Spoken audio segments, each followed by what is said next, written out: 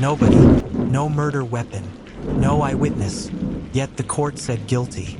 A man was sentenced to life in prison for murder, even though no one could prove the victim was dead.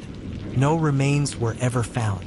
No final moment was ever confirmed. For years, the case was treated as settled, until one overlooked detail quietly surfaced and unraveled everything. The story began in a quiet town where nothing ever seemed to happen. A place where neighbors recognized footsteps and unfamiliar cars drew attention. Crime was so rare that rumors lasted longer than facts. Grace Miller lived there all her life. She was 34, a single mother, dependable, routine-driven. She worked at a local clinic, picked her child up at the same time every day, and spoke to her mother every evening. Then one morning, Grace didn't show up for work. At first, it didn't feel alarming. People assumed she was sick or running late. But hours passed. Her phone went straight to voicemail. By evening, her child was still waiting. That was when worry turned into panic. Searches began almost immediately. Friends retraced her routines. Police checked her home. Nothing appeared disturbed. Her car was still parked outside. Her clothes were still in the wardrobe. It was as if Grace had simply stepped outside and vanished. Days passed, then weeks, and with every passing day, hope grew thinner. Attention soon shifted to one man, Daniel Harper. Daniel was Grace's former partner. Their breakup had been tense. Not violent, but emotional. Friends recalled loud arguments. Text messages revealed unresolved issues and resentment. More importantly, Daniel was the last confirmed person to see Grace alive. He told police she came to his house the night before she disappeared. They argued. Voices were raised. She stormed out. That was it. According to Daniel, Grace is left alive. But no one else ever saw her again. Police searched Daniel's home carefully. They noticed a section of carpet that had been recently cleaned. Not stained, but unusually spotless. They found a damaged phone believed to belong to Grace. Its screen shattered beyond use.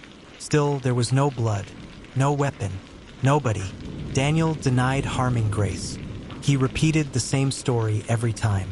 He asked one question over and over: if she's dead, where is she? But suspicion had already taken root. The town began to whisper. People looked at Daniel differently. Rumors spread faster than facts. His calm demeanor was seen as guilt. His grief was seen as acting. Prosecutors stepped in, determined to bring closure.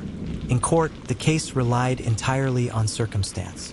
The prosecution painted a story of rage and control. A man who snapped during an argument. A body disposed of carefully. A disappearance made permanent. They told the jury that Grace would never abandon her child. That she would never disappear willingly. That people don't simply vanish without reason. And the reason, they argued, was murder. There was no body, but there was motive, opportunity, and silence. The jury believed the story. Daniel Harper was convicted of murder and sentenced to life in prison. Grace Miller was legally declared dead. The town exhaled. Justice, they believed, had been served. Years passed. Daniel sat in a prison cell, replaying that night endlessly. His appeals failed. Courts said the evidence was enough. The system moved on. But outside those prison walls, a different kind of investigation was quietly unfolding. A journalist reviewing old disappearance cases noticed something that didn't fit. Grace's bank account had gone dormant, but it was never closed. Her identity was never officially marked as deceased across all systems. And then came the detail everyone had missed. Grace had a rare medical condition, one that required ongoing treatment, regular medication, specific monitoring. After her disappearance, there were no emergency admissions, no unidentified patients, no records until years later. During a routine hospital audit, a file stood out. A woman was admitted under a different name, different address, different background, but the same rare condition, the same treatment history, the same medical markers, too identical to ignore. Authorities followed the trail carefully. What they found shattered the case. Grace Miller was alive. She had left town deliberately, changed her name, built a new life in another state. She was never murdered, never abducted. She chose to disappear. When confronted, Grace admitted she felt trapped by pressure, by fear, by a life she believed she could not escape. She thought leaving quietly would harm no one. She never imagined someone would be blamed. By the time she understood the consequences of her disappearance, Daniel had already lost years of his life behind bars. Daniel Harper was released, but freedom came late. His name was scarred. His time was stolen. His life had been rewritten by a story that wasn't true.